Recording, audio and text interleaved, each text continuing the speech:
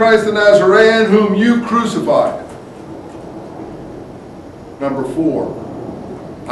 That's about 3 speeches and 4 times we have that. So I tell you, I think there's 5 in all, but that's number 4.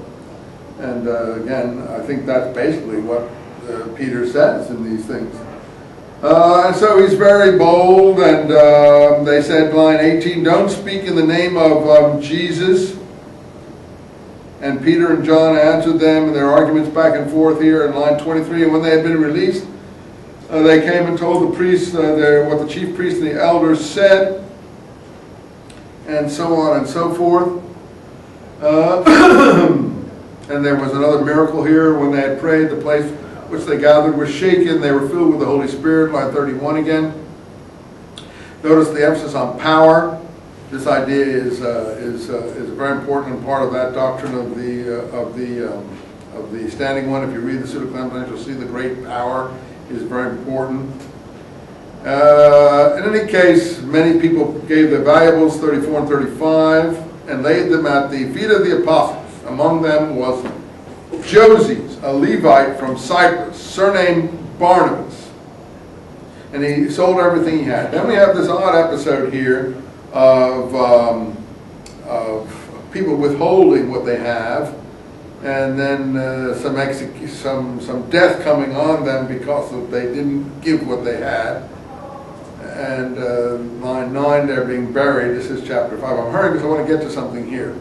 Anyway, great fear came over all the church when they heard these things, line 11, and many miracles kept on going on. And once again, line 12, and they were all together at the porch of Solomon. So they keep on going back to the temple, time and time and time again, just as in the Pseudo-Clementines. And they're preaching in the temple again. I'm going to pick up here next time, but I want to just show you one thing here. When they're arrested this time, when we get the anachronism in line 36 of chapter 5 about Theudas, who we know about, and Judas the Galilean,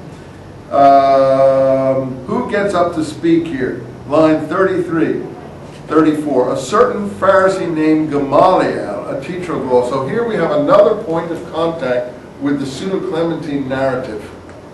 In the Pseudo-Clementine narrative, remember before the riot by the enemy in the temple, Gamaliel had spoken and sent them, afterwards, he sent them warning that he was a secret Christian, according to the Pseudo-Clementines. I'm not sure if that's accurate or not. So we have another point of contact, Gamaliel here.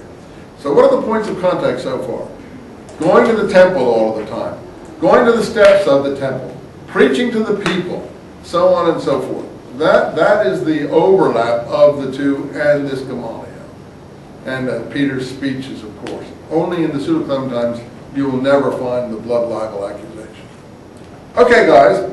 We'll try to make it less controversial now as we get closer to the introduction of James. But next time we will pick up there and look at this anachronism as far as Judas the Galilean. Maybe you'll look at that yourself. Take a look at chapter 5 and see what you think. If we can get back all the exams I have.